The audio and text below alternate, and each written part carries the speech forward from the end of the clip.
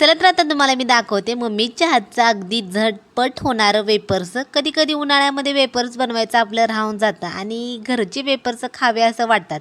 तर त्यावेळेस अशा पद्धतीनं तुम्ही एकदम झटपट असे वेपर्स बनवू शकता. तर एक मोठ्या साईजचा बटाटा घ्यायचा आणि एकदम बारीक बारीक असे त्याचे काप करून घ्यायचं.